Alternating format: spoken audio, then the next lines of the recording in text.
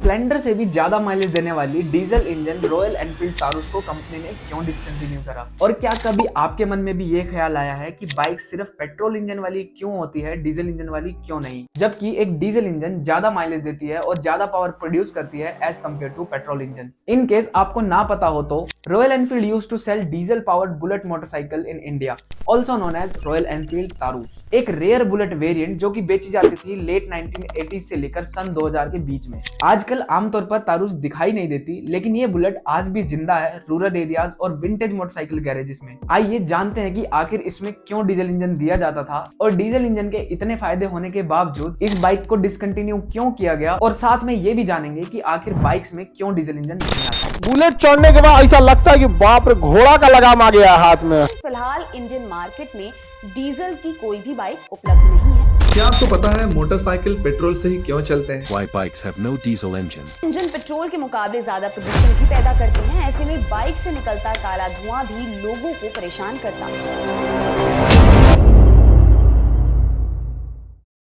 जब fuel economy की बात आती है तो Royal Enfield may not be the best choice, however things were different for Royal Enfield Taurus. इस बाइक की claim mileage 85 kilometre per litre थी, जो कि टू व्हीलर सेगमेंट के किंग हीरो होंडा स्प्लेंडर से भी ज्यादा थी। आज जो पेट्रोल और डीजल लगभग सेम प्राइस पर आती है, लेकिन उस टाइम पर पेट्रोल और डीजल के प्राइस में लगभग आधे का डिफरेंस होता था। लेकिन फिर भी ये फ्लॉप क्यों हुआ? इसके पीछे के कारण को जानने से पहले हमें ये जानना होगा कि आखिर क्यों रॉयल एनफील्ड ने एक डीजल इंजन वाली बाइक बनाई। जैसा कि मैंने पहले कहा कि डीजल का प्राइस उस टाइम पर काफी कम हुआ करता था एज कम्पेयर टू पेट्रोल, और एक बेटर ऑप्शन था क्योंकि इससे व्हीकल को चलाने की कॉस्टिंग काफी कम आती थी। Although diesel engine generally expensive होते हैं as compared to petrol engine due to more mechanical components, लेकिन रॉयल एनफील्ड की डिजाइन की वजह से इसमें एक डीजल इंजन लगाना काफी ईजी था। पारंपरिक डीजल इंजन में टर्बो और इंटरकूलर यूनिट साथ में आते हैं। ऑन दी अदर हैंड तारुस का डीजल यूनिट लेआउट बहुत बेसिक था, जिस कारण कंपनी ने डीजल इंजन लगाने का सोचा। ये कुछ सिंपल से रीजन थे जिसकी वजह से रॉयल एनफील्ड ने सोचा कि एक डीजल इंजन बाइक बनानी चाहिए।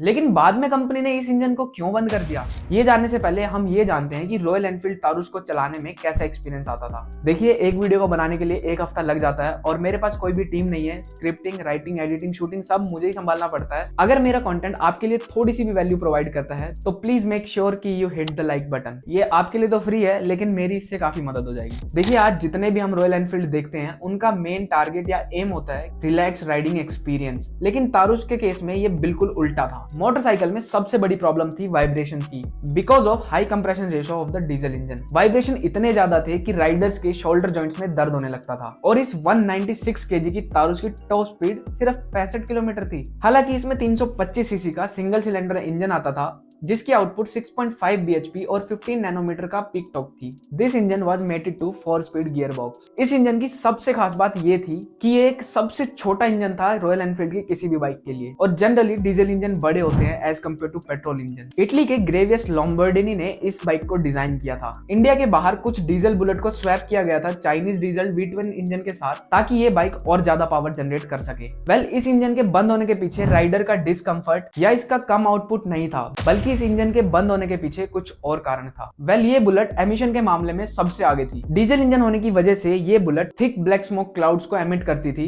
जिसकी वजह से रॉयल एनफील्ड तारुस गवर्नमेंट के अपडेटेड एमिशन नॉर्म्स को पास नहीं कर पाए और उन्हें फाइनली ये इंजन बंद करना पड़ा। लेकिन इसके बंद होने के बाद पंजाब की एक ट्रैक्टर कंपनी जिसका नाम सूरज था, वो इसे बनाने लगे और इस बाइक को रॉयल एनफील्ड सूरज के नाम से भी जाना जाता है। यही कुछ ऐसे कारण थे जिसकी वजह से एक नॉर्मल बाइक में डीजल इंजन लगाना काफी मुश्किल हो जाता है। माना कि रॉयल एनफील्ड तारुस में काफी इश्यूज थे, लेकिन this was the one of the rarest motorcycle of India. हालांकि वर्ल्ड में इसके बाद और भी डीजल इंजन बाइक्स बनी है, लेकिन Taurus was the highest selling diesel engine bike all over the world. आज भी कुछ ऐसे स्किल्ड मैकेनिक्स हैं जो कि पुरानी डीजल बुलेट को ठीक करके मक्खन की तरह चलाते हैं, even though they can get more super bikes in the same price that they spend in modifying and repairing it. But एक ट्रू एंथुसियास्ट के लिए ये सब प्राइसलेस होता है। जाने से पहले आपके लिए एक बोनस है। क्या आपको पता है कि रेनॉल्ट इंडिया में सर्वाइव कैसे कर रहे हैं? लाइक उनके पास अभी सिर्फ 3 ही मॉडल है, क्विड, ट्राइबर और काइगर, जिनके सेल्स फिगर इतने अच्छे नहीं है और कंपटीशन इतना ज्यादा है कि कोई नॉर्मल इंसान कार खरीदने जाएगा भी तो उसके मन में रेनॉल्ट तो आता ही नहीं। और फोर्ड जैसी कंपनी जिसके पास एंडेवर, इकोस्पोर्ट जैसी तगड़ी गाड़ियां थी, वो भी इंडिया को छोड़ के चली गई थी। इसके पीछे रेनॉल्ट का एक तगड़ा मास्टर प्लान है। वो मास्टर प्लान जानने के लिए आप ये वाली वीडियो देखो। तब तक के लिए मिलते हैं अगली वीडियो में।